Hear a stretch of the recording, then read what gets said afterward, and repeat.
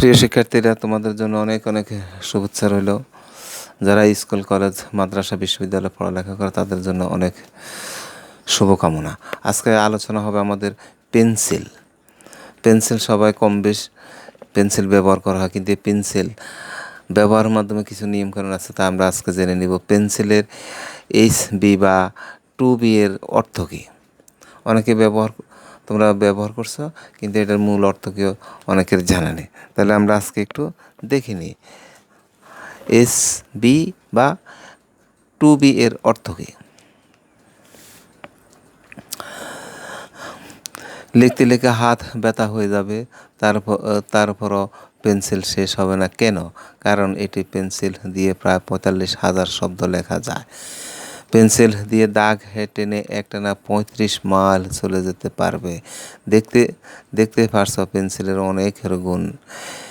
এক হিসাবে দেখে গেছে শুধু যুক্তরাষ্ট্রে প্রতি বছর 200 কোটি পেন্সিল ব্যবহার করা হয়। আমাদের দেশে কতটা ব্যবহার করা হয় তার সঠিক হিসাব নেই।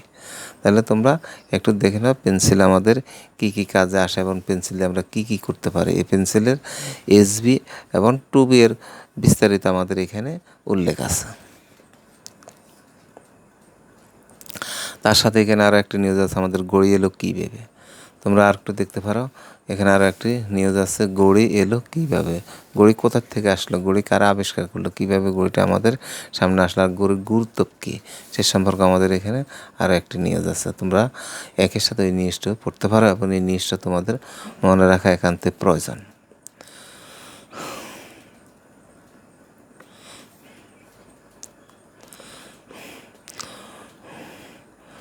পরে 1906 সালে পেন্ডুলাম ব্লকের পিছনে প্রথমবারের মতো জুড়ে দেওয়া হয় ব্যাটারি।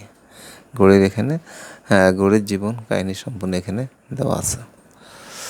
আল্লাহ হাফেজ, সবাই ভালো থাকো, সুস্থ থাকো।